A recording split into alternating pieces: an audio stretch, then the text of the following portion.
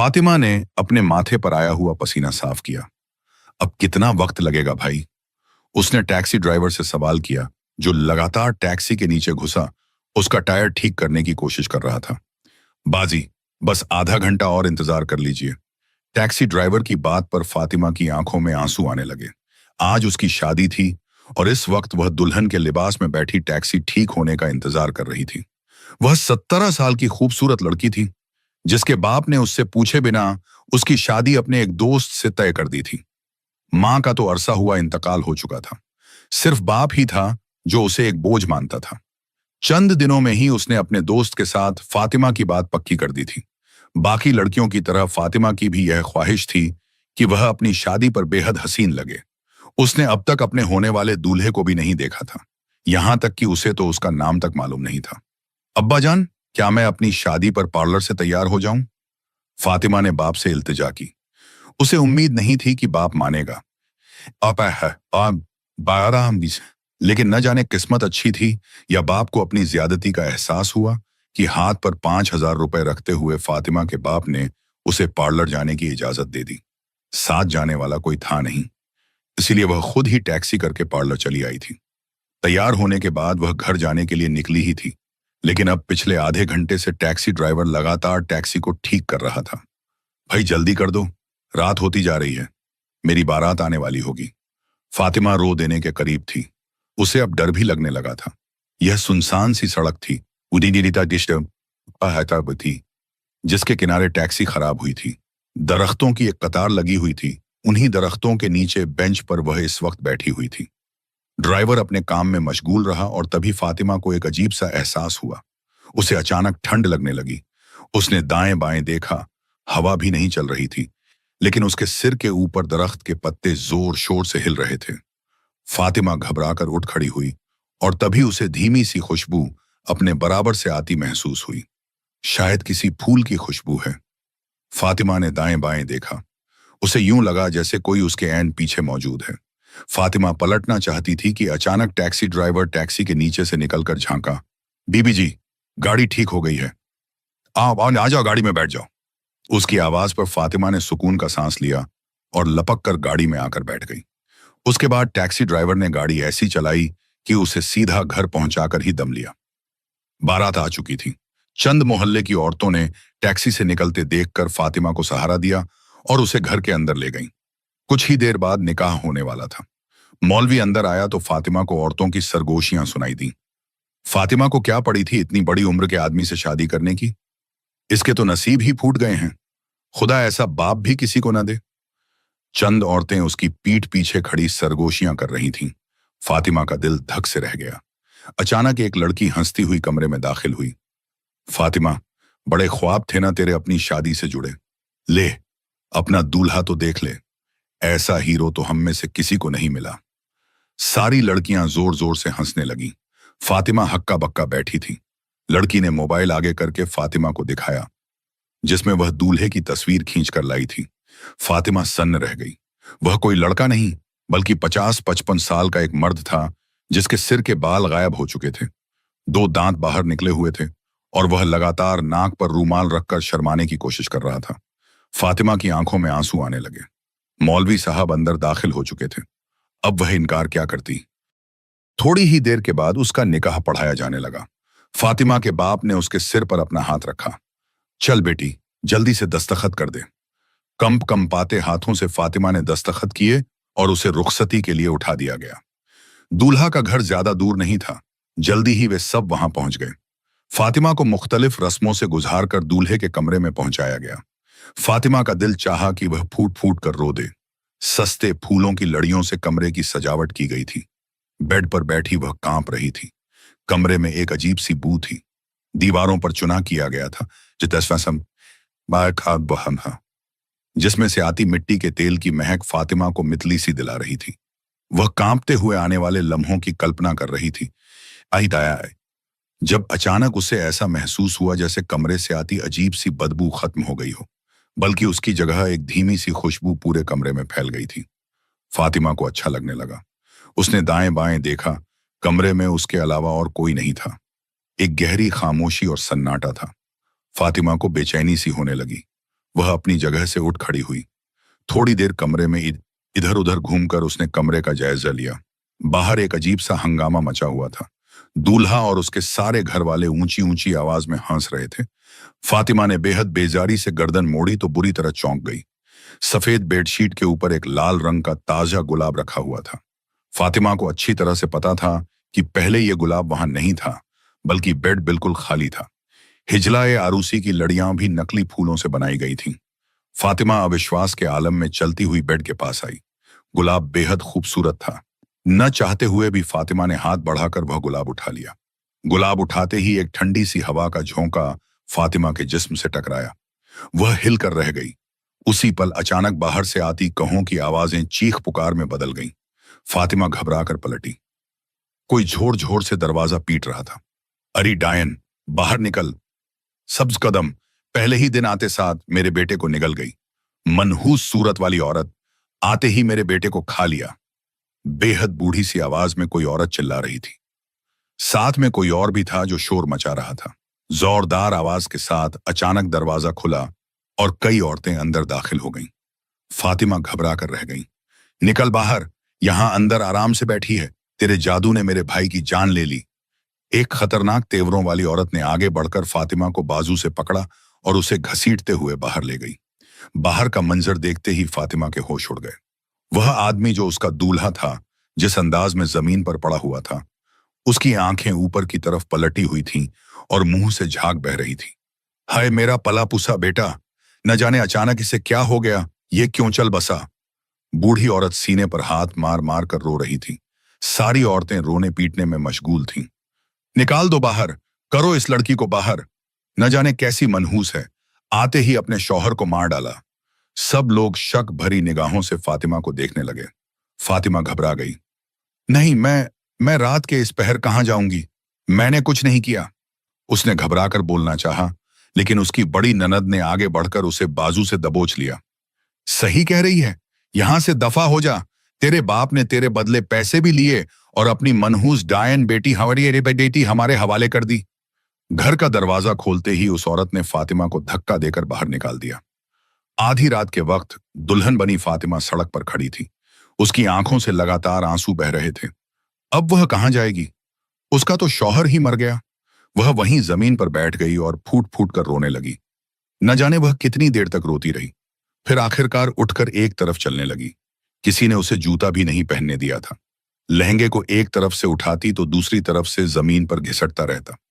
सुनसान सड़क पर वह कुछ ही दूर चली थी कि अचानक उसे किसी मोटरसाइकिल की आवाज आई। वह घबरा कर पलटी। मोटरसाइकिल उसके करीब रुक चुकी थी। फातिमा की निगाह पड़ी तो एक पल के लिए वह साकित रह गई। मोटरसाइकिल पर एक लड़का बैठा था। बेहद हसीन लड़का। उसकी स्लेटी आई सरमई आंखों में इतनी कशिश थी कि एक पल के लिए फातिमा को अपना दिल रुकता हुआ महसूस हुआ। कहां जा रही हैं आप? रात के इस पहर अकेली औरत का सफर करना मुनासिब नहीं। आइए, मैं आपको छोड़ देता हूं। उसने इतनी दिलकश आवाज में कहा कि फातिमा को यह महसूस हुआ जैसे वह किसी जादू के घेरे में आ गई हो। एक पल सोचे बिना ही वह उस लड़के के पीछे मोटरसाइकिल पर बैठ गई। उस लड़के ने भी मोटरसाइकिल आगे बढ़ा दी। फातिमा को अजीब सा लग रहा था। हिचकोले खाती हुई मोटरसाइकिल की वजह से उसने लड़के के कंधे पर अपना हाथ रखा हुआ था। उसे ठंड सी लगने लगी थी। हालांकि न तो आसपास हवा चल रही थी और न ही ठंड का मौसम था। काफी देर बाद मोटरसाइकिल रुकी तो वह एकदम चौंक गई। लड़के ने उसके घर के सामने मोटरसाइकिल रोकी थी। तुम्हें कैसे पता कि मैं यहां रहती हूं? फातिमा ने हैरत से कहा। सरमई आंखों वाले उस लड़के ने चंद लम्हों तक फातिमा को देखा और फिर कहने लगा, मैं इसी मोहल्ले में रहता हूं। मुझे पता है कि आप अब्दुर्रौफ की बेटी हैं। आज आपकी शादी थी और आपका दूल्हा मर गया है। तो आपको वापस अपने घर ही आना चाहिए था। लड़के की बात पर फातिमा हैरान रह गई। शोर की आवाज सुनकर अंदर से अब्दुर्रौफ भी बाहर आ गया था। उसने जब फातिमा को दुल्हन बने अपने दरवाजे पर देखा तो हैरान रह गया।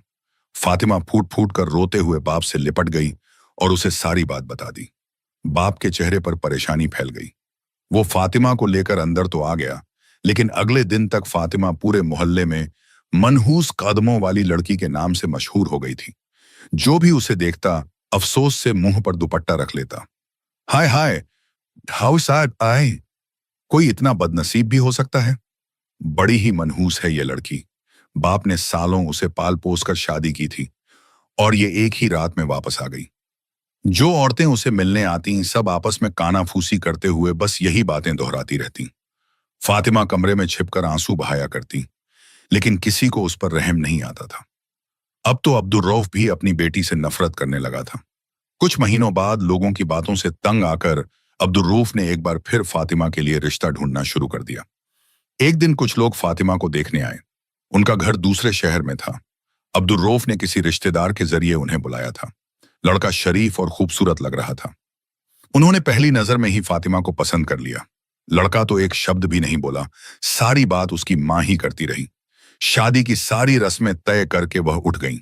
2 दिन बाद उन लोगों को निकाह के लिए आना था। उस शाम फातिमा नहाकर छत पर चली गई।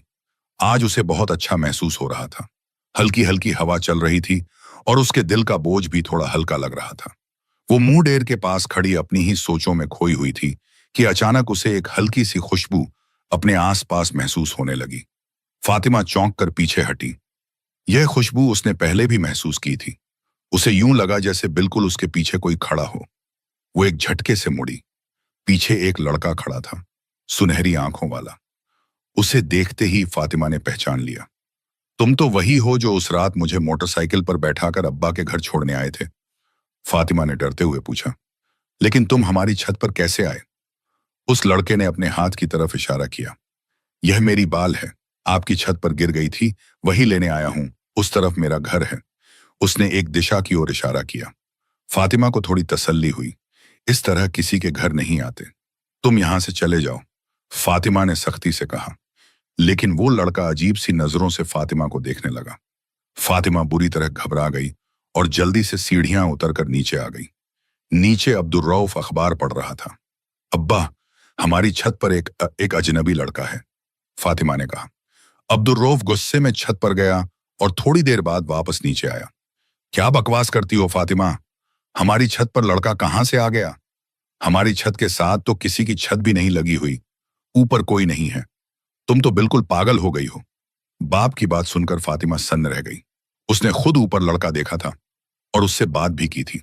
वह कांपते हुए अपने कमरे में जाकर लेट गई। रात होते होते उसे तेज बुखार ने घेर लिया। बुखार इतना बढ़ा कि वह ऊंची ऊंची आवाज में बातें करने लगी। एक दिन बीता, बीता फिर दूसरा दिन, और फिर वो दिन भी आ गया जब फातिमा का निकाह होना था। लेकिन फातिमा का बुखार था कि उतरने का नाम ही नहीं ले रहा था। अब्दुल रऊफ चिंता के मारे घर में चक्कर काटता रहा। नामुराद न अपना घर बसाएगी, न मुझे सुकून से जीने देगी। मुझे पता है ये सब नाटक कर रही है ताकि इसकी शादी न हो। वो ऊंची आवाज में चिल्ला रहा था, जबकि अंदर फातिमा हाल से बेहाल थी। वह उठने की कोशिश करती तो उसका सिर चकराने लगता। चारों ओर उसे ऊंचे ऊंचे पेड़ दिखाई देने लगता जैसे कमरे में तेज आंधियां चल रही हों। वो फिर चकराकर चारपाई पर गिर जाती। अब्दुल रऊफ कई इंजेक्शन ला चुका था, कई दवाइयां दे चुका था, मगर किसी दवा का कोई असर नहीं हो रहा था। दोपहर का समय हुआ और फातिमा के ससुराल वाले छोटी सी बारात लेकर दरवाजे पर आ पहुंचे। कहाँ है भाई दुल्हन? जल्दी से लेकर आओ, हम मौलवी साथ लाए हैं। निकाह के फौरन बाद हमें अपने शहर के लिए निकलना है, लड़के की मां ने जोर देकर कहा। लड़का आज भी खामोश ही था। अब्दुल रऊफ तो फातिमा से पहले ही तंग आ चुका था। उसने उसे बुखार की हालत में ही लाकर उनके सामने बिठा दिया। फातिमा की होने वाली सास हक्की बक्की रह गई। हे भगवान, ये लड़की तो बीमार लग रही है। फिर उसने कहा, चलिए कोई बात नहीं, मैंने भी आपसे यह बात छुपाई थी कि मेरा बेटा गूंगा है। जैसे तैसे इनका गुजारा हो ही जाएगा। चलिए मौलवी साहब, निकाह पढ़ाइए, उस औरत ने मौलवी से कहा। लड़के ने दस्तखत किए और फिर अब्दुल रऊफ ने फातिमा का हाथ पकड़कर उससे भी दस्तखत करवा दिए। निकाह हो गया तो उन लोगों ने जल्दी से फातिमा को गाड़ी में बिठा लिया। अब्दुल रऊफ ने राहत की सांस ली। शुक्र है। लेकिन फातिमा की हालत लगातार बिगड़ती जा रही थी। वह आधी बेहोशी की हालत में थी। बस ऊंचे नीचे रास्तों पर चलती हुई आगे बढ़ती जा रही थी। सारे यात्री झपकी ले रहे थे। एक पहाड़ी मोड़ पर मुड़ते हुए बस का ड्राइवर बुरी तरह से चौंक गया। सामने से काले रंग की चीलों और कौवों का एक झुंड बस की तरफ उड़ता आ रहा था। ड्राइवर के गले से चीख निकल गई, मगर बस को संभालते संभालते भी चीलों और कौवों ने बस पर हमला कर दिया। वे शीशे तोड़कर अंदर घुस आए और यात्रियों को चोंचे मारने लगे। खासकर उन्होंने दूल्हा और दूल्हे की मां की ऐसी हालत कर दी कि उनके चेहरे लहूलुहान हो गए। दूल्हे की मां की दर्दनाक चीखें पूरी बस में गूंजने लगीं। दूल्हा भी जोर जोर से चिल्लाने लगा, मगर चीलें और कौवे उसका पीछा छोड़ ही नहीं रहे थे। फातिमा का बुखार अचानक से गायब हो गया था और वह बिल्कुल स्वस्थ अवस्था में हैरानी से यह सब कुछ होता हुआ देख रही थी। दूल्हा ठीक उसके बराबर में बैठा था। अचानक ही फातिमा चौंक उठी। जिस चील ने उस दूल्हे पर हमला कर रखा था, उसकी आंखें सुनहरे रंग की थीं। फातिमा एकदम स्तब्ध रह गई। चील ने पलटकर फातिमा की ओर देखा और अगले ही पल खुली खिड़की से बाहर से बाहर उड़ गई। दूल्हा मर चुका था। पूरी बस में डर का माहौल बन गया था। ड्राइवर भी निकलकर दूर भाग खड़ा हुआ था। चीलें और कौवे जहां से आए थे वहीं फिजा में गायब हो गए। फातिमा की हालत खराब हो रही थी। उसे समझ आ गया था कि कुछ न कुछ असामान्य जरूर है। पहला पति भी चल बसा और अब दूसरा पति भी चीलों और कौवों ने मार डाला था। ये कोई समझ में आने वाली बात नहीं थी। अरे, ये तो वही लड़की है जिसका पहला पति दिल का दौरा पड़ने से मर गया था और आज ही इसकी दूसरी शादी हुई थी। बस में बैठे यात्रियों में से एक औरत चिल्लाकर बोली। वह औरत अब्दुल रऊफ के मोहल्ले की ही थी। उसके यह कहने की देर थी कि सब लोग फातिमा को शक की नजरों से देखने लगे, जैसे उसे कुष्ठ रोग हो। फातिमा घबरा गई। नहीं नहीं, मेरा यकीन करो, मेरा कोई कसूर नहीं है, मैंने उसे नहीं मारा। लेकिन सब लोग उससे दूरी बनाने लगे। ये तो कोई गैर इंसानी जीव लगती है। इसकी आंखों को देखो, कैसे प्यासी लग रही हैं। ये तो कोई डायन है। औरतों की आवाजें फातिमा के कानों में पड़ रही थीं। उसका दिल किया कि वो कानों पर हाथ रखकर जोर जोर से रोने लगे। सभी लोग बस से नीचे उतर गए थे। सिर्फ फातिमा ही थी जो बस के अंदर मौजूद थी। बस ड्राइवर ने दोबारा बस चलाने की कोशिश की, लेकिन यात्रियों का जोर था कि जब तक फातिमा को बस से नहीं उतारा जाएगा, वो बस से मिशा वहां बहुत ही अपाया था, वो बस में नहीं बैठेंगे। दूल्हे की मां का तो रो रो कर बुरा हाल था। उसके साथ आए रिश्तेदारों ने बड़ी मुश्किल से उसे संभाल रखा था। कुछ लोगों ने पुलिस को भी फोन कर दिया था। बस ड्राइवर तंग आकर फातिमा के पास आया। चलो बीबी, बस से नीचे उतर जाओ। खुद मुझे भी तुम्हारी मौजूदगी से डर लग रहा है। आज तक ऐसा वाकया ना देखा ना सुना। मैं तुम्हें अब अपनी बस में नहीं बैठा सकता। चलो नीचे उतरो। उसने फातिमा को बाजू से पकड़कर बस से नीचे उतार दिया। सारे यात्री बस में बैठ गए तो ड्राइवर ने गाड़ी चला दी। अकेली फातिमा ही सड़क पर खड़ी आंसू बहा रही थी। उसे अपनी किस्मत पर यकीन नहीं हो रहा था कि ये सब कुछ दूसरी बार उसके साथ हुआ है। शाम की परछाइयां ढलने लगी थीं। रात की कालिमा थोड़ी ही देर में चारों ओर फैलने वाली थी। फातिमा को डर सा महसूस होने लगा। इस अधपक्की सड़क पर गाड़ियां सनसनाती हुई उसके पास से गुजर रही थीं। किसी ने भी फातिमा को लिफ्ट देने की कोशिश नहीं की। फातिमा ने हाथ उठाकर कई गाड़ियों को रोकने की कोशिश की, मगर कोई नहीं रुका। लंबी सड़क पर उसे दूर एक ढाबा सा नजर आने लगा था। जब चारों ओर अंधेरा पूरी तरह छा चुका था, फातिमा उस ढाबे के पास पहुंच गई। एक पीली सी बल्ब उस ढाबे में टंगी हुई थी और रोशनी फैला रही थी। फातिमा को बहुत तेज प्यास महसूस हो रही थी। उसने ढाबे में झांका। चूल्हे के पास एक नौजवान लड़का खड़ा हुआ था। वो चूल्हे पर कुछ पका रहा था। भाई, क्या मुझे पानी मिलेगा? फातिमा ने आवाज लगाई तो वो लड़का उसकी ओर पलटा। उसे देखते ही फातिमा स्तब्ध रह गई। उस लड़के की आंखें भी सुनहरी थीं, लेकिन फातिमा ने उसे पहले कभी नहीं देखा था। मुझे पानी चाहिए। प्यास की तीव्रता से वह बेचैन थी। लड़के ने सिर हिलाया और पलटकर चला गया। थोड़ी ही देर में वह एक गिलास में पानी लेकर आया। फातिमा ने वह गिलास मुंह से लगाया और एक ही सांस में पूरा खाली कर दिया। पानी का स्वाद इतना मीठा और तरोताजा करने वाला था कि फातिमा ने एक और गिलास मांग लिया। लड़का एक और गिलास पानी लाया। फातिमा ने वो भी पी लिया। क्या आपको कुछ खाने को चाहिए? हमारे ढाबे पर वो सब कुछ है जो आपको पसंद आएगा, लड़के ने अत्यंत शिष्टता से कहा। फातिमा को बहुत भूख लगी थी। उसने जैसे अपनी किस्मत से समझौता कर लिया था। ढाबे पर रखे एक तख्त पर बैठ गई। जो भी पका है वो ले आओ, लेकिन मेरे पास तुम्हें देने के लिए पैसे नहीं हैं, फातिमा ने बेचारगी से कहा। लड़का बिना कुछ बोले सिर हिलाकर अंदर चला गया। कुछ ही देर में वह एक शानदार ट्रे में खाना सजाकर फातिमा के सामने लाया। उसमें बकरे का भुना हुआ गोश्त और साथ में बहुत ही नरम रोटियां थीं। खाना देखते ही फातिमा की भूख और तेज हो गई। वह जल्दी जल्दी बड़े बड़े निवाले लेकर खाने लगी। खाते खाते उसे याद ही नहीं रहा कि कब उसका दुपट्टा सिर से खिसक गया और उसके काले चमकते बाल नजर आने लगे। खाना बहुत स्वादिष्ट है, आपका बहुत शुक्रिया। खाते खाते फातिमा ने सिर उठाया तो अचानक ठिठक गई। वो लड़का उसके बिल्कुल पास बैठा था और उसकी निगाहें फातिमा के काले बालों पर जमी हुई थीं। फातिमा घबराकर तुरंत दुपट्टा सिर पर ठीक किया और खड़ी हो गई। अब मुझे चलना चाहिए, मेरा सफर बहुत लंबा है। उसके पूछने पर लड़का भी खड़ा हो गया। आप इतना लंबा सफर अकेले नहीं कर सकती। अगर आप मुझे अपने मोहल्ले का नाम बता दें तो आवाज आपको वहां तक छोड़ दूंगा। इसे मेरी तरफ से मदद समझिए, लड़के ने कहा। फातिमा का मन तो नहीं कर रहा था कि किसी अजनबी पर भरोसा करे, लेकिन मदद मांगने के सिवा उसके पास कोई और चारा भी नहीं था। उसे तो अपने घर का रास्ता भी ठीक से मालूम नहीं था। आंखों में आंसू लिए उसने लड़के को सब कुछ बता दिया कि उसके साथ क्या हुआ था। आप मुझे अपने मोहल्ले का नाम बताइए, लड़के ने पूछा। फातिमा ने मोहल्ले का नाम बता दिया। आप चिंता मत करें, मैं उस मोहल्ले को जानता हूं। वहां मेरे कुछ रिश्तेदार रहते हैं, मैं आपको वहां तक छोड़ दूंगा, लड़के ने कहा और मुड़कर अंदर चला गया।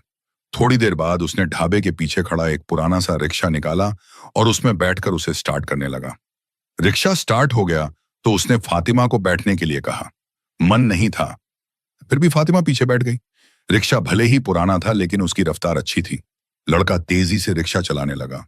हल्की हल्की सी खुशबू फातिमा को अपने आसपास महसूस हो रही थी। कई घंटों की थकावट और सफर की वजह से फातिमा को अब नींद आने लगी थी। रिक्शे के पिछले हिस्से से टेक लगाकर वह थोड़ी ही देर में गहरी नींद में सो गई। रिक्शे को एक झटका लगा तो फातिमा की आंख खुली। सामने ही अब्दुल रऊफ का घर नजर आ रहा था। दरवाजा खुला था। फातिमा को हैरानी हुई कि इतनी रात गए अब्बा ने दरवाजा क्यों खोल रखा है। वह जल्दी से उतरकर घर में दाखिल हुई। अच्छा वाला भाई खड़ा गहरी नजरों से उसका जायजा ले रहा था।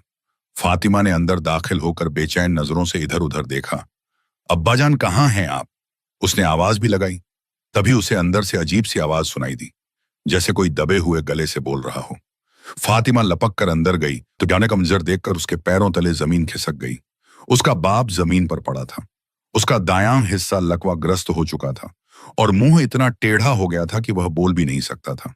फातिमा घबराकर बाप के पास गई। उसकी हालत बहुत खराब थी।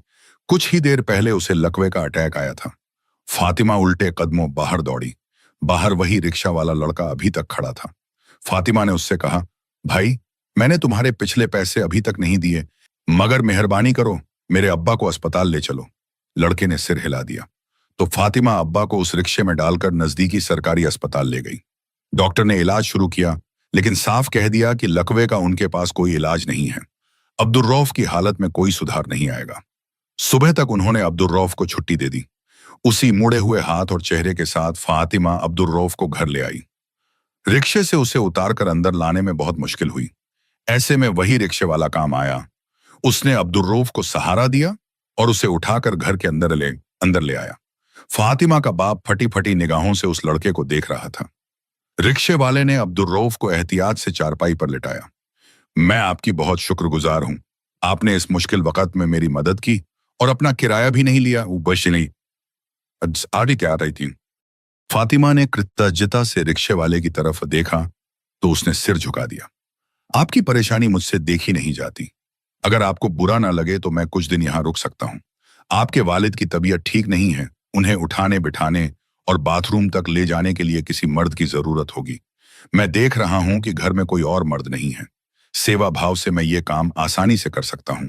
लड़के की बात पर फातिमा हैरान रह गई, मगर हकीकत थी कि इस वक्त उसे कुछ और समझ में नहीं आ रहा था। उसने जल्दी से इस बात में सिर हिला दिया। फातिमा उसके पास आकर बैठ गई। उसने धीरे धीरे शब्दों में वो सारा वाकया उसे कह सुनाया। अब्दुल रऊफ की आंखों से आंसू बहने लगे। फातिमा भी फूट फूट कर रो रही थी। रिक्शे वाला कहीं से खाना ले आया था। वो खाना उसने फातिमा और अब्दुल रऊफ के सामने रखा। मैंने तो तुम्हारे ढाबे पर खाना खा लिया था। फातिमा ने उसे याद दिलाया तो वह चुप हो गया।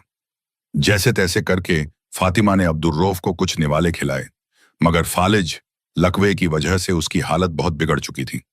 रिक्शे वाले ने नजर न लगने वाले अंदाज में फातिमा की मदद करना शुरू कर दिया। फातिमा को तो यूं लगने लगा जैसे खुदा ने उसकी सुन ली हो। रिक्शे वाला जी जान से अब्दुल रऊफ की सेवा करता। फातिमा को भी जो जरूरत होती वो सारा सामान बाहर से ले आता। धीरे धीरे वो उनके घर का ही एक सदस्य बन गया था। उसके होते फातिमा को एक अनजानी सी खुशी महसूस होती। दिन गुजरते रहे।